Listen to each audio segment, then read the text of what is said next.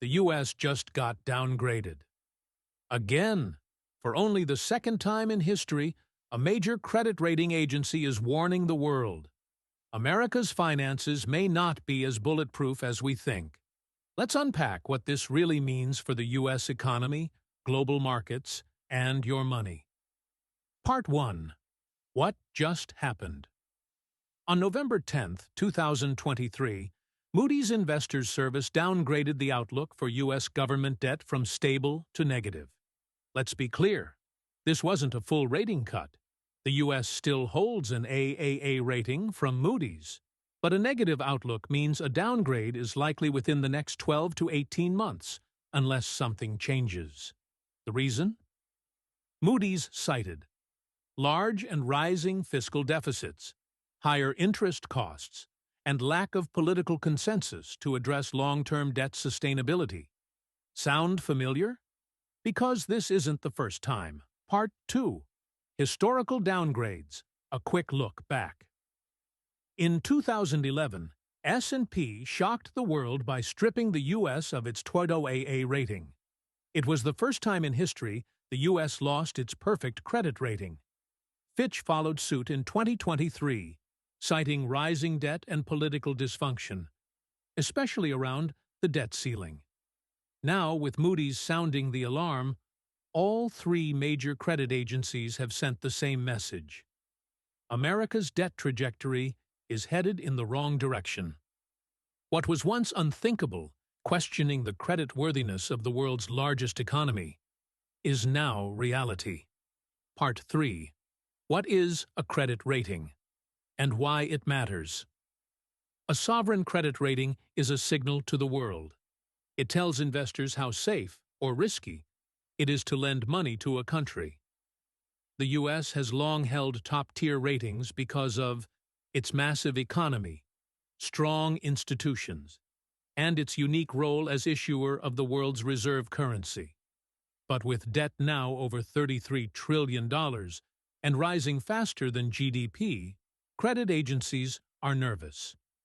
Downgrades mean higher borrowing costs for the government, potentially higher interest rates across the economy, and questions about fiscal discipline in Washington. In short, it's a credibility hit. Part 4. The economic impact, real or overblown. So what does this downgrade actually do? In the short term, it's mostly symbolic. U.S. Treasuries are still seen as the safest asset in the world. Even after past downgrades, investors kept buying. But as the U.S. debt grows and interest payments rise, the long-term risks grow too, already.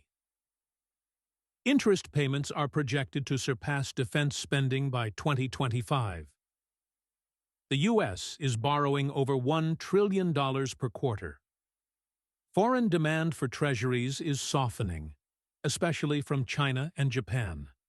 If investors start demanding higher yields to hold U.S. debt, that could ripple across mortgage rates, corporate borrowing, government spending priorities.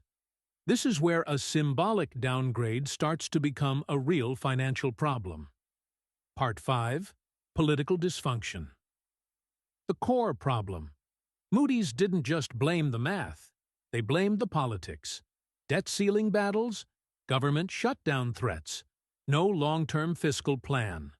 Markets and rating agencies alike are losing confidence that the U.S. can govern itself effectively when it comes to money.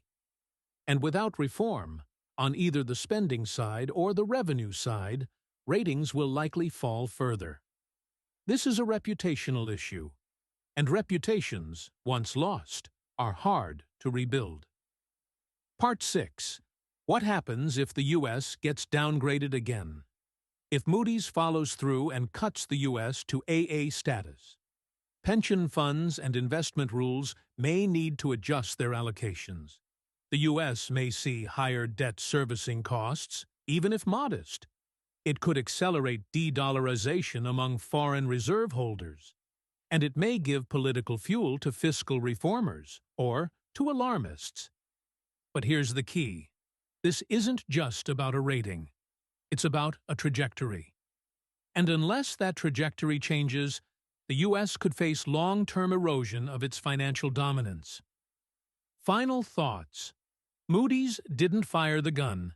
They issued a warning shot.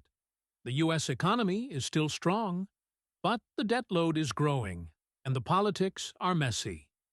If left unchecked, this trend threatens not just America's credit rating, but its global financial leadership. The question now isn't whether the downgrade matters. It's whether Washington will do anything to prevent the next one. If you found this breakdown helpful, subscribe to Finance-Related 101, where we translate complex financial events into simple, actionable insights. Thanks for watching, and stay debt-aware.